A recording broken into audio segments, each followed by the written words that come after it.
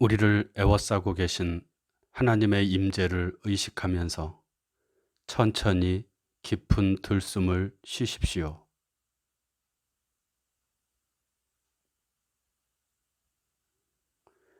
이제 우리 안에 내주하시는 하나님께서 나를 통해 숨을 쉬시도록 천천히 날숨을 내쉬십시오.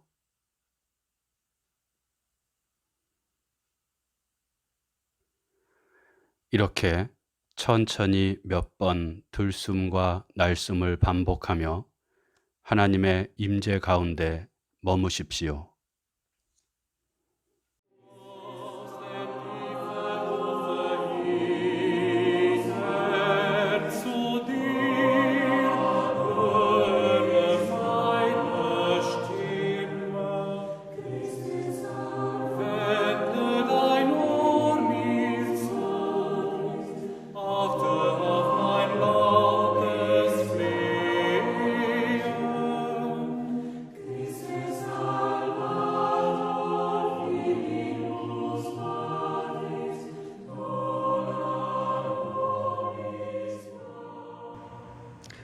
다 같이 찬송 214장을 함께 부릅니다.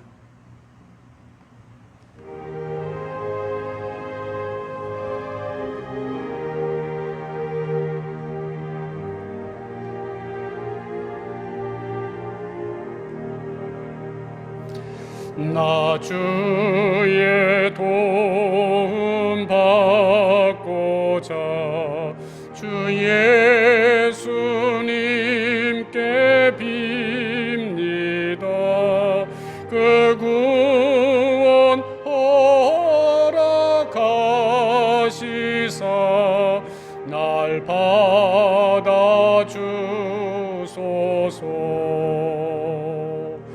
내 모습 이대로 주 받아주소서. 날 위해 돌아가신 주 날 받아주소서. 큰 죄에 빠져 영축을 날 위해 피 흘렸으니 주 형상대로 빚으사 날 받아주소서. 내 모습 이대로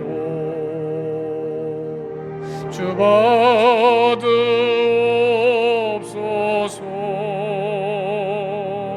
날 위해 돌아가신 주 날 받으옵소서.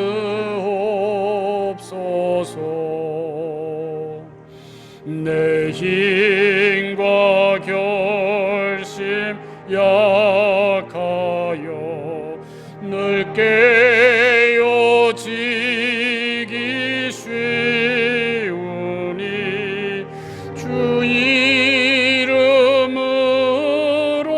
구원해 날 받아주소서.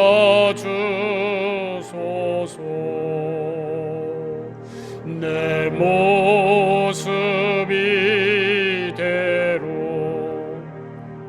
주 받아주소서.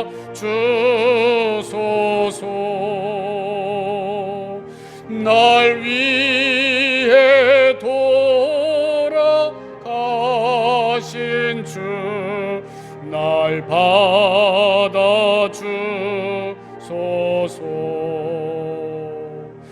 내 주님 서신 발 앞에 나 꿇어 엎드렸으니 그 크신 역사 이루게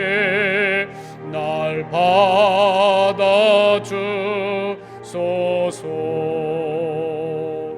내 모습 이대로 주 받아 주소서. 날 위해 돌아가신 주 날 받아 주소서.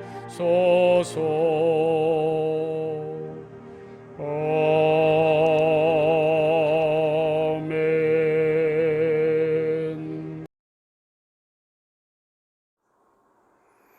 다 같이 마음을 모아 한 목소리로 주님께 기도합니다. 제 인생의 하나님, 제 안에 순례자의 마음을 심어 주십시오. 지금 저에게는 내려놓고 떠나는 것에 저항하는 마음이 있습니다. 제가 익숙해져 있는 하루 일과와 편안함에 빠져 더 깊은 신앙 성숙과 더 큰 발전으로 부르시는 당신의 부르심을 놓치지 않게 해 주십시오. 주님께서 보여주시는 대로 살고 순례의 길의 어려움에 굴복하지 않게 해 주십시오. 저는 당신께서 가까이 계심을 압니다. 내적인 것이든 외적인 것이든 변화를 받아들이는 용기를 저에게 주십시오.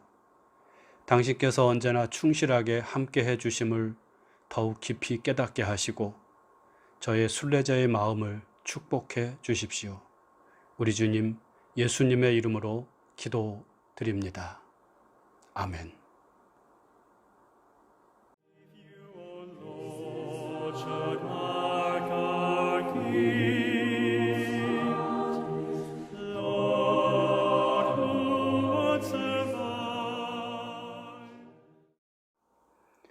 오늘 우리에게 주시는 하나님 말씀은 에베소서 2장 11절에서 22절 말씀입니다.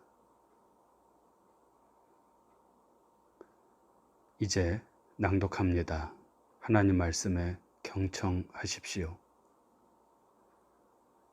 그러므로 생각하라. 너희는 그때에 육체로는 이방인이요 손으로 육체에 행한 할례를 받은 무리라 칭하는 자들로부터 할례를 받지 않은 무리라 칭함을 받는 자들이라. 그때에 너희는 그리스도 밖에 있었고 이스라엘 나라 밖의 사람이라. 약속의 언약들에 대하여는 외인이요 세상에서 소망이 없고 하나님도 없는 자이더니 이제는 전에 멀리 있던 너희가 그리스도 예수 안에서 그리스도의 피로 가까워졌느니라. 그는 우리의 화평이신지라. 둘로 하나를 만드사 원수된 것 곧 중간에 막힌 담을 자기 육체로 허시고 법조문으로 된 계명의 율법을 폐하셨으니 이는 이 둘로 자기 안에서 한 새 사람을 지어 화평하게 하시고 또 십자가로 이 둘을 한 몸으로 하나님과 화목하게 하려 하심이라. 원수된 것을 십자가로 소멸하시고 또 오셔서 먼 데 있는 너희에게 평안을 전하시고 가까운 데 있는 자들에게 평안을 전하셨으니 이는 그로 말미암아 우리 둘이 한 성령 안에서 아버지께 나아감을 얻게 하려 하심이라. 그러므로 이제부터 너희는 외인도 아니요 나그네도 아니요 오직 성도들과 동일한 시민이요 하나님의 권속이라. 너희는 사도들과 선지자들의 터 위에 세우심을 입은 자라. 그리스도 예수께서 친히 모퉁이 돌이 되셨느니라. 그의 안에서 건물마다 서로 연결하여 주 안에서 성전이 되어가고 너희도 성령 안에서 하나님이 거하실 처소가 되기 위하여 그리스도 예수 안에서 함께 지어져 가느니라. 주신 말씀을 잠시 묵상합니다.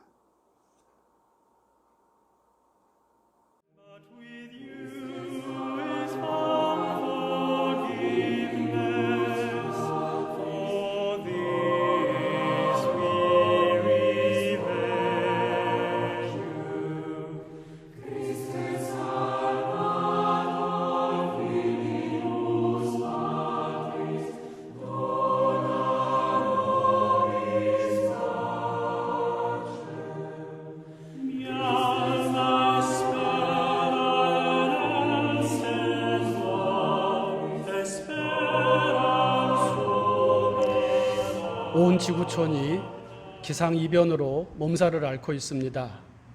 우리나라를 비롯해서 일본, 캐나다, 미국 등지에서는 유례없는 폭염으로 인해서 많은 사상자들이 나오고 있습니다.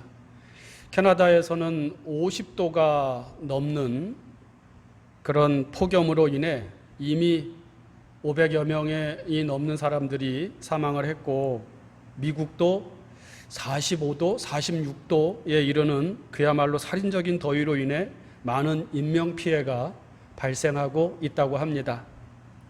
그런가 하면 또 독일에서는 역시 사상 유례 없는 홍수가 발생해서 많은 사람들이 죽거나 이재민이 되었다고 합니다. 여기에 설상가상으로 전파력이 강한 변종 코로나 바이러스, 델타 바이러스의 출현으로 인해서 전 세계가 또다시 힘들고 어두운 대유행의 터널 속으로 진입하게 되었습니다. 백신이 개발되고 접종되면서 코로나 위기에서 금방 벗어날 수 있을 것이라고 기대했는데 기대는 실망으로 변했고, 이제는 더 이상 버티기 힘들다 하는 탄식의 소리가 여기저기에서 흘러나옵니다. 우리를 둘러싼 환경이 우리에게 점점 적대적인 환경이 되어가고 있는 것 같습니다. 이 모든 것이 우리 인류가 지칠 줄 모르는 욕망으로 자연 환경을 파괴하며 살아온 결과이고, 결국 우리 죄의 결과이니 누구를 탓할 수도 없습니다. 자연과의 관계만 적대적인 것이 아닙니다.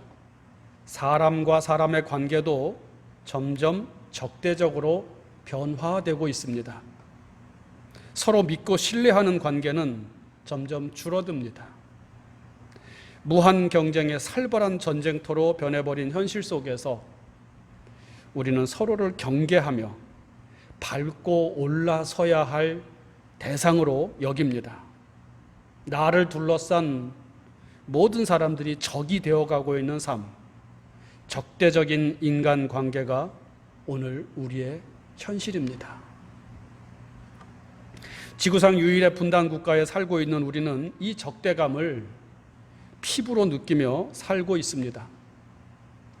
일제로부터 해방되고 나서 강대국의 냉전 논리, 이념에 의해서 남과 북으로 갈라졌고, 1950년 동족 상잔의 비극, 6.25 전쟁을 거치면서 한 핏줄 한결에는 철천지 원수지간이 되어버렸습니다. 그 세월이 70년이 지났습니다. 10년이면 강산도 변한다고 하는데, 강산이 7번이나 변하는 그 오랜 세월을 지내오면서도 우리는 아직도 서로의 가슴에 총뿌리를 겨누며 대치하고 있는 상황입니다. 우리는 모두 평화로운 삶을 꿈꿉니다. 자연과의 평화, 그리고 사상과 신념, 종교, 인종이 다른 사람들 사이의 평화, 가정의 평화, 남과 북의 평화를 바랍니다. 하지만 현실은 앞에서 말씀드린 대로 적대적입니다. 오늘 말씀에 원수된 것이라는 표현이 나오는데, 헬라어로 에크뜨란이라고 하는 이 말은 적대, 증오, 미움의 상태를 가리키는 말입니다. 우리를 둘러싼 모든 관계들이 평화롭게 공존하는 관계가 아니라 원수된 것, 적대적인 관계로 빨려 들어가고 있는 것이 지금 우리의 현실인 것 같습니다. 우리 기독교에서는 이러한 상태의 원인을 하나님과의 관계에서 찾습니다. 인간이 하나님과의 관계가 깨어짐으로 인해서 자연과의 관계도 깨어지고, 인간 관계, 인간 서로 간의 관계도 깨어졌다는 것입니다. 하나님과의 관계가 깨어져서 하나님과 적대적 관계가 된 것이 모든 인간들의 실존적인 현실인데, 여기에서 해방되어 다시 하나님과의 친밀함을 회복하는 것, 이것을 우리는 구원이라고 말합니다. 그래서 구원을 다른 말로 하면 평화라고 할 수 있습니다. 하나님과의 평화가 이루어지고, 그를 통해서 자연과의 평화, 우리를 둘러싼 세상과의 평화, 나를 둘러싼 모든 환경과 평화, 인간관계의 평화가 이루어지는 것, 그것이 바로 구원이라는 것이죠. 구원받은 사람은 다 이렇게 살아간다는 것입니다. 어떻게 이 구원, 어떻게 이 평화를 이룰 수 있을까요? 어떻게 하나님과 평화를 이룰 수 있을까요? 어떻게 적대적인 관계가 되어버린 자연 환경과 다른 사람들과의 관계를 평화로운 관계로 변화시킬 수 있을까요? 이전에도 한번 말씀드린 적이 있는데, 평화와 관련되어 사용하는 개념 중에 팍스 로마나라는 말이 있습니다. 로마에 의한 평화입니다. 곧 로마가 온 세상을 다 지배하고 정복하게 되어서 더 이상 전쟁이 없어진, 전쟁이 사라진 그런 상태, 전쟁할 필요가 없는 그런 상태가 된 것이 바로 로마에 의한 평화입니다. 이 말 속에 담긴 평화의 길은 바로 힘에 의해서 이루어지는 평화라는 것이죠. 강력한 힘으로 상대방을 제압할 수 있어야 비로소 평화를 이룰 수 있다는 것입니다. 이것이 세상에서 말하는 평화를 이루는 길입니다. 하지만 이러한 평화는 오래 가지 못합니다. 힘이 약해서 정복된 혹은 싸움에서 진 사람은 그 마음속에 분노의 복수의 칼을 갈게 되고 늘 이러저러한 모습으로 저항을 시도합니다. 그래서 늘 불안하게 됩니다. 평화를 빼앗기지는 않을까 하는 두려움에 지배당해서 평화를 제대로 누릴 수가 없는 것입니다. 팍스 로마나, 이 세상의 힘에 의한 평화는 진정한 평화의 길이 아닙니다. 평화의 주이신 예수께서는 이런 말씀을 하십니다. 나는 내 평화를 너희에게 준다. 내가 너희에게 주는 평화는 세상이 주는 것과 같지 않다. 요한복음의 말씀입니다. 그리스도 예수께서 우리에게 주시는 평화는 세상이 주는 평화, 즉 힘에 의한 평화, 그래서 늘 불안한 평화가 아니라는 것이죠. 그 평화는 참 평화이고 흔들리지 않는 평화입니다. 왜? 어떻게? 그리스도께서 주시는 평화는 참된 평화가 되는 것일까요? 그리스도께서 주시는 평화는 어떤 면에서 세상이 주는 평화와 다른 것일까요? 교회 안에서 이방인 그리스도인과 유대인 그리스도인 간의 갈등과 분쟁이 지속되면서 큰 위기를 맞게 된 상황에서 사도는 그리스도는 우리의 평화이십니다 라고 선포합니다. 오늘 말씀 2장 14절, 에베소서 2장 14절 말씀입니다. 그러면서 그리스도께서 어떻게 우리의 평화가 되셨는지를 설명하는데 그것이 14절에서 18절 말씀입니다. 읽어보겠습니다. 그는 우리의 화평이신지라 둘로 하나를 만드사 원수된 것 곧 중간에 막힌 담을 자기 육체로 허시고 법조문으로 된 계명의 율법을 폐하셨으니 이는 이 둘로 자기 안에서 한 새 사람을 지어 화평하게 하시고 또 십자가로 이 둘을 한 몸으로 하나님과 화목하게 하려 하심이라. 원수된 것을 십자가로 소멸하시고 또 오셔서 먼 데 있는 너희에게 평안을 전하시고 가까운 데 있는 자들에게 평안을 전하셨으니 이는 그로 말미암아 우리 둘이 한 성령 안에서 아버지께 나아감을 얻게 하려 하심이라. 다소 긴 말씀인데 그리스도께서는 먼 데 있는 너희, 즉 이방인 그리스도인들과 가까운 데 있는 자들, 즉 유대인 그리스도인들의 화해를 통해서 평화를 이루셨다는 말씀입니다. 그리고 이를 통해서 둘 다 하나님과 화해하게 하셨다는 것입니다.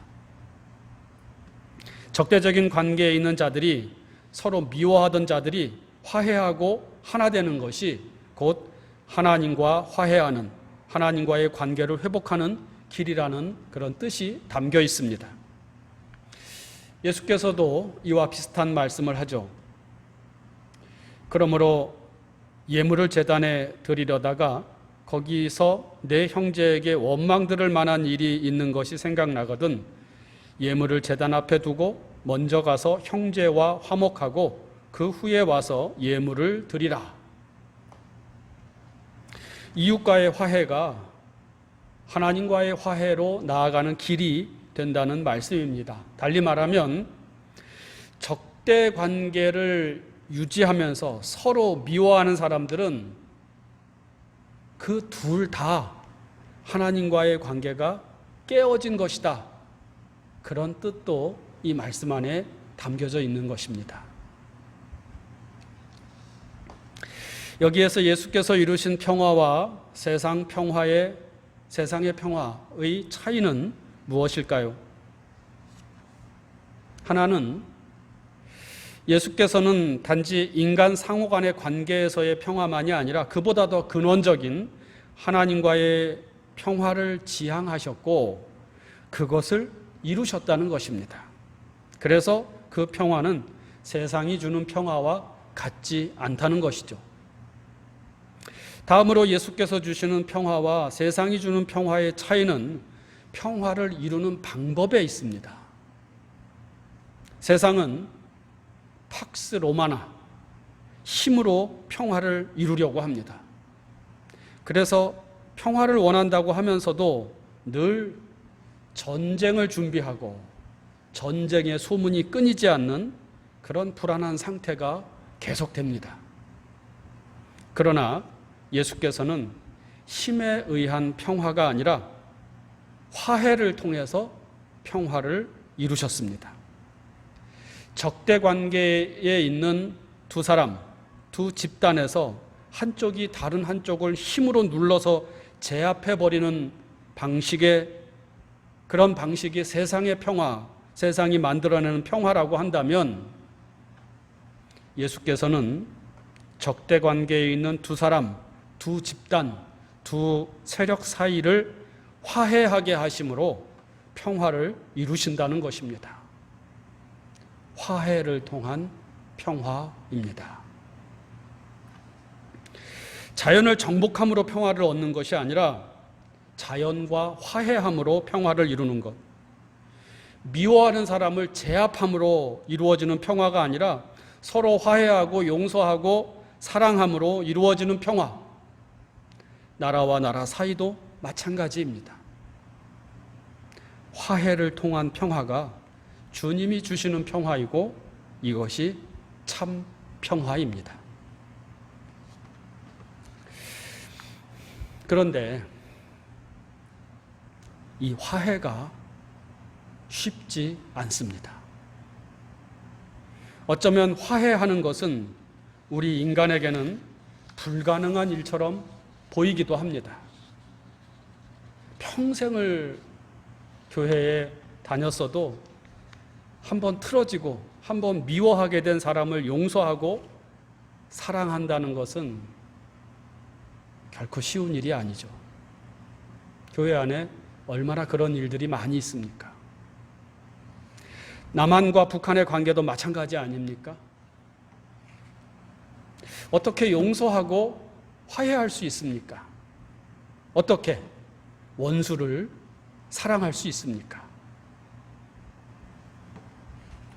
오늘 말씀은 그래서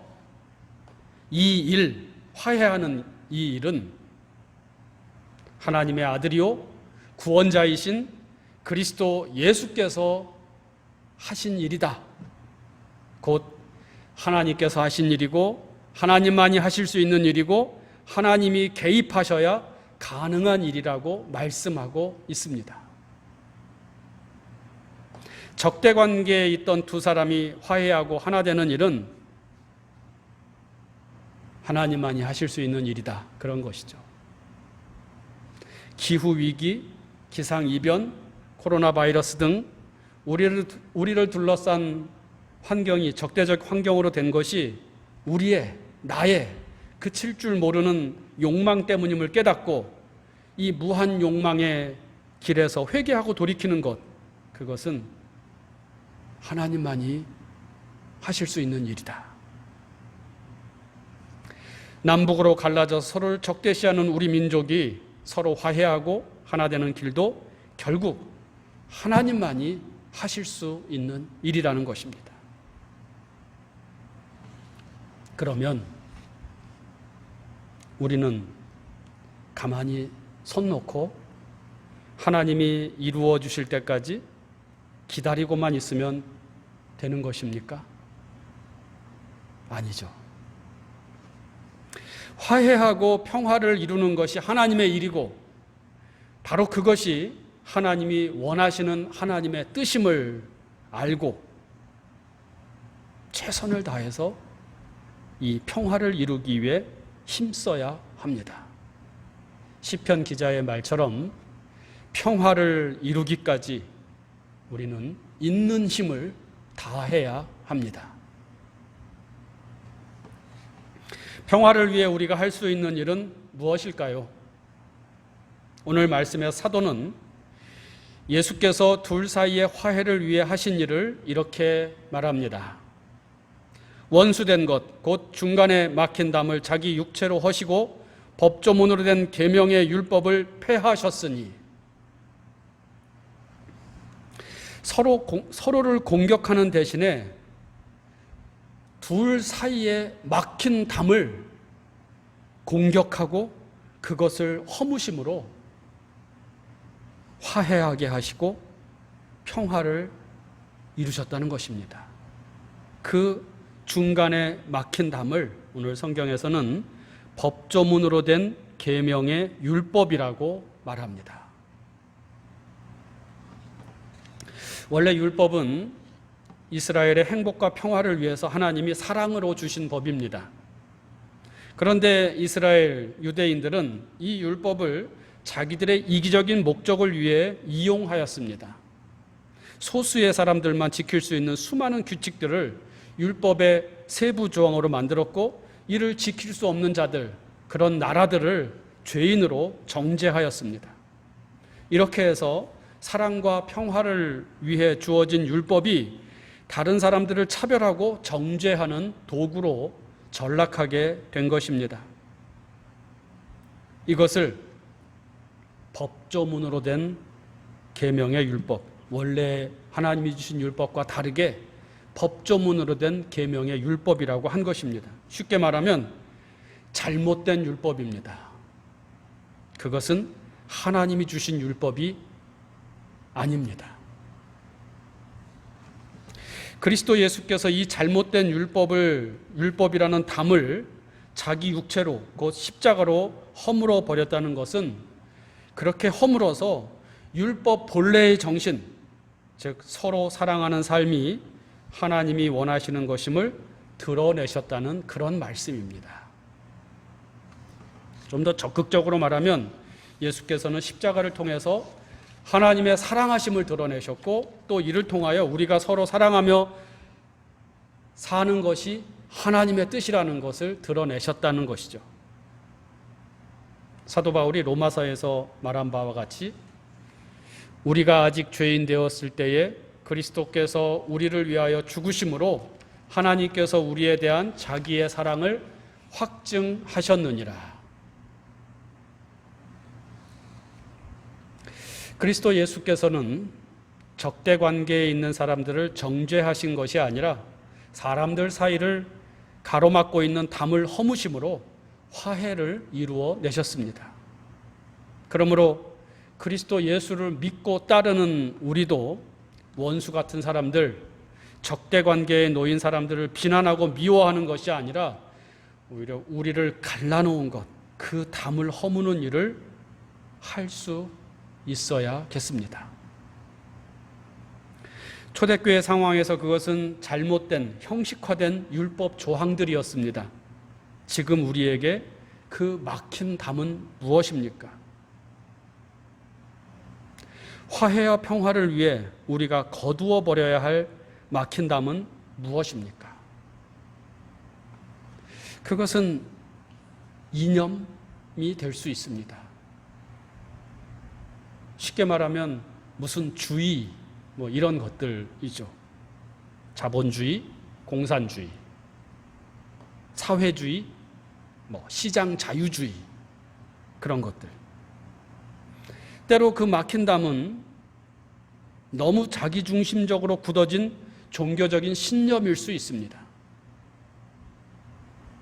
그리고 우리가 허물어 버려야 할 막힌 담은 상대방에 대한 작은 오해일 수 있습니다. 존 레논이라는 가수는 Imagine이라는 그의 노래에서 천국도 없고 지옥도 없고 종교도 없고 소유도 없는 세상을 상상해 보라고 노래합니다. 오직 사랑만 존재하는 세상. 그러면 세상은 하나가 되고 세상에 평화가 올 것이라고 노래합니다. 그리스도 예수께서는 화해를 통하여 참 평화를 이루셨습니다. 지금 내가 화해를 위해 허물어뜨려야 할 잘못된 생각이나 신념은 무엇입니까? 묵상합니다. 미워하는 사람들이 있습니까? 원수같이 여겨지는 사람들이 있습니까? 혹 내가 그 사람을 오해하고 있는 것은 아닙니까?